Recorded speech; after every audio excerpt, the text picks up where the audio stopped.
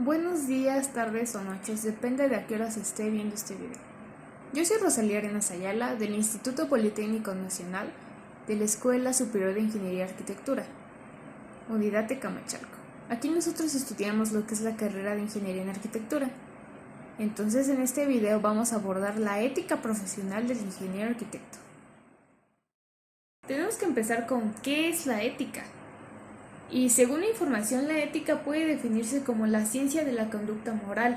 Se establece cómo deberían actuar o comportarse todos los individuos que hacen vida en ella. Esta disciplina filosófica está unida a las normas. Estas sirven de base para marcar una diferencia entre el bien y el mal.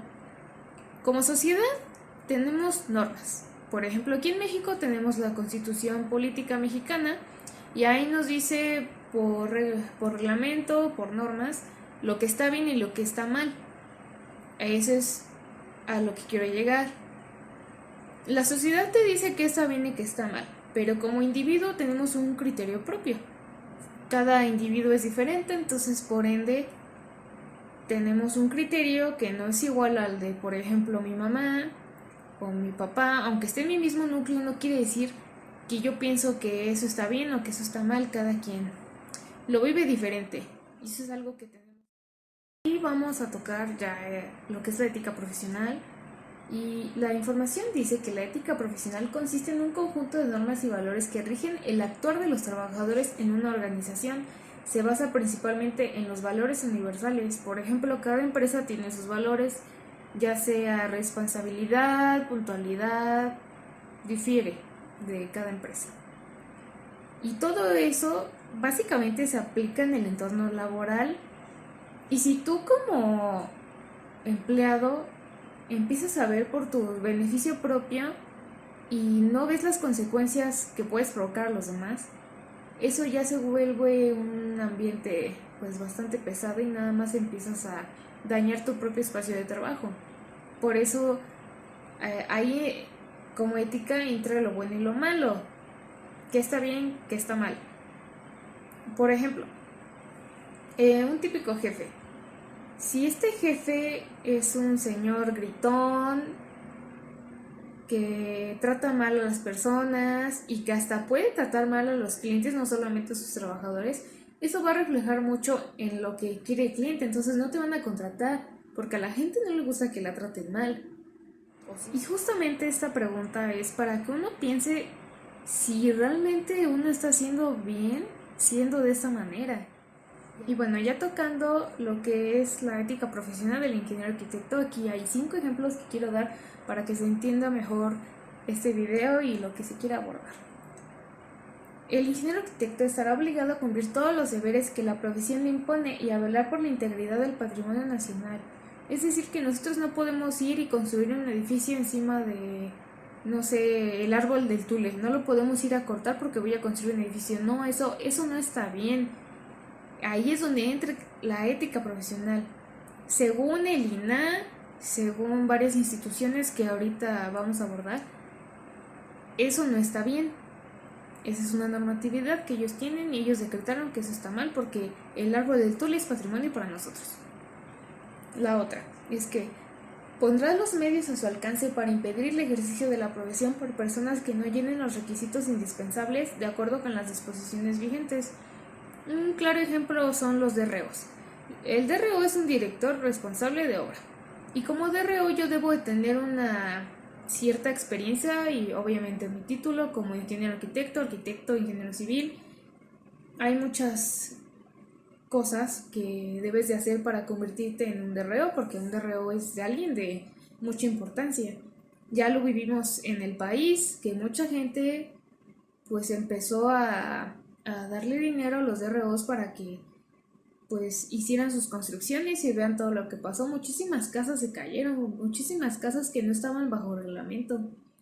Y ahí es donde entra tu ética profesional como DRO, suponemos, porque si tú sabes que eso no está bien estructurado, tú sabes que está mal. Entonces ahí entra el por qué hacemos esto. Se afectó a muchísimas personas y eso es algo que a veces no vemos, porque como mencioné anteriormente, Dejamos que nuestros beneficios individuales nos absorban y no vemos por los demás. Y bueno, ya tocando otro, dice, no nombrará ni coadyuvará al nombramiento de personas que carezcan de la matrícula profesional correspondiente en cargos que requieran ser ejercidos por ingenieros de acuerdo a la ley. Es el mismo ejemplo del DRO. La otra es que se abstendrá de prestar sus servicios a personas o entidades cuya honorabilidad, métodos comerciales o sistemas profesionales aparezcan reñidos con la ética. Por ejemplo, una cierta empresa está haciendo cosas que éticamente están mal, que en las normas se dice que no se haga eso y ellos lo hacen. Y si tú sabes que ellos están haciendo eso, pues otra vez, ahí entra la ética profesional. Si tú sabes que está mal, no lo hagas, no te metas en problemas. Si ya te decides meter, pues ya estás afectando a muchísima gente. Como mencioné, los beneficios individuales mayormente afectan a los demás. Y ya el último punto, dice, no se debería emitir concepto para efectos de aceptación o aprobación por parte de una persona o entidad sobre trabajos en que haya tenido injerencia sin advertir esta circunstancia. Uno muy importante y que todos como ingenieros, como arquitectos, como ingenieros civiles debemos de conocer es el reglamento de construcción de la Ciudad de México. Esta es una versión vieja, no recuerdo cuál es, pero el tema que quiero tomar es que este reglamento es viejo. Ya hay uno muy actualizado que está en internet, por cierto, se puede buscar.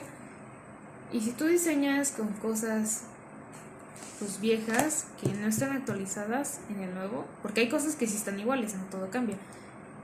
Pero si tú no revisas esos cambios, te puede meter en muchos problemas con los DROs, con tus clientes, con muchísimas personas. También en este libro están las normas técnicas complementarias que te dicen instalaciones hidráulicas, sanitarias, estructura, diseño, hasta habla de lo que es un DRO y así. Y algo que yo quiero tocar de reglamentos que como tal no son oficiales en toda la nación, pero pues que deberíamos de saber que existen, son los reglamentos de los municipios. En el Estado de México, todos los municipios tienen reglamentos diferentes, de lo que sea, pero todos son diferentes. O sea, todos se basan en cierta cosa en general, pero todos tienen ciertos cambios. Por ejemplo, en Tepoztlán, que es uno del Estado de México, no tiene el mismo reglamento que en Zumpango, otro municipio. Y ya tocando otros temas, como ingenieros arquitectos, pues ya mencioné, tocamos muchísimos temas. Entonces nos podemos meter hasta en cosas de patrimonio nacional, con el INAH y el INBA. Ellos también tienen su propia reglamentación y nos tenemos que basar en lo que ellos dicen, no podemos hacer lo que nos nace. Otro tipo, que de hecho no nada más los ingenieros arquitectos o cualquier en ámbito de construcción tiene, también por ejemplo los del medio ambiente, son las normas oficiales mexicanas. Por ejemplo, otro es los que diseñan y hacen las instalaciones contra incendio tienen la norma oficial mexicana y aparte tienen las normas oficiales de otros países, porque necesitas un certificado para poder crear estas instalaciones y debes de basarte en eso. Otras que casi no son tomadas en cuenta, pero deberían, son algunos reglamentos como el de protección civil, que obviamente es muy importante porque si pasa un incendio, un temblor o lo que sea, y tu edificio no está en esa reglamentación, puede que mucha gente muera. Y tú como ingeniero arquitecto debes de tener la ética profesional de estar informado y diseñar en base a esto, porque si no puedes afectar a muchísimas personas. Igual hay un reglamento que para mí es muy importante y que no mucha gente lo utiliza para construir y en serio deberíamos de tomarlo en cuenta. Es el reglamento de la Ley General para la Inclusión de Personas con Capacidades Diferentes. Hay mucha gente que está en silla de ruedas, por ejemplo, no puede mover sus piernas.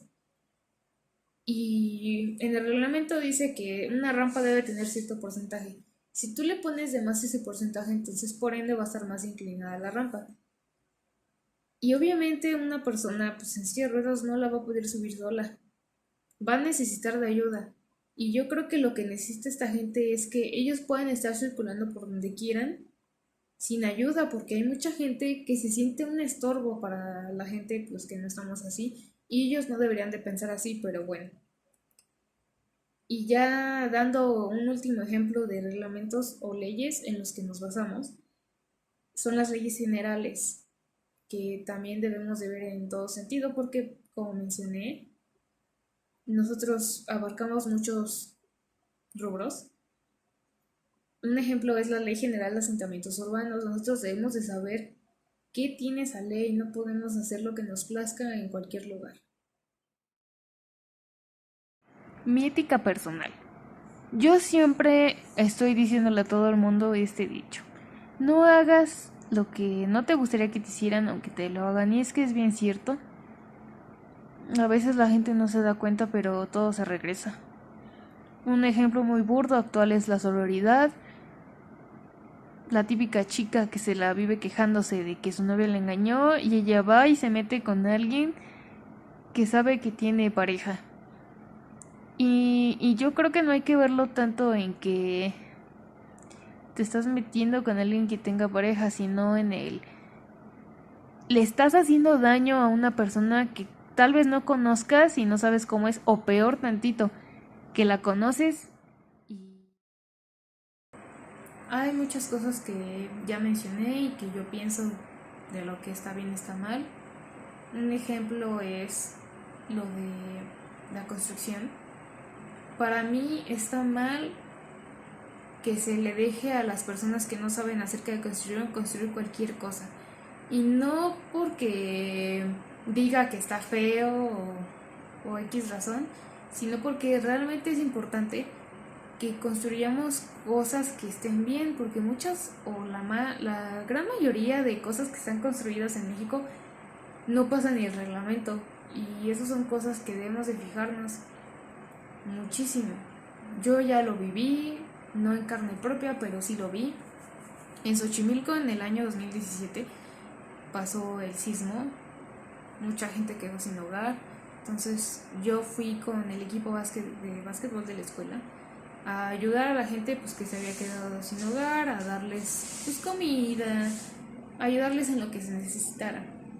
Y muchas de las construcciones, casas o lo que sea, que yo vi que se cayeron, que estaban derrumbadas, ni siquiera pasaban por la mente. Hay muchas casas que ni siquiera tenían castillos. Y eso tal vez no entra en la ética profesional mía, pero tal vez cuando, sí, bueno, si es que yo llego a tener un puesto que me deje hacer esto, pues yo no dejaría que la gente pues construyera pues, por construir. Debería de ser pues dictaminado, por ejemplo, con un DRO, que obviamente no debe de ser corrupto porque eso es malo, y no solamente malo por ser corrupto, sino porque puedes afectar a muchísima gente.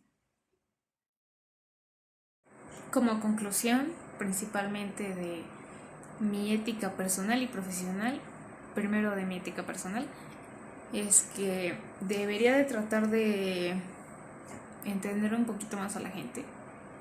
Yo soy una persona que habla muy golpeado y cuando se enoja explota, y yo sé que debo de cambiar eso, lo intento, se hace lo que se puede, y debería de tratar de dejar de pensar en todo, como dicen, lo pasado pisado.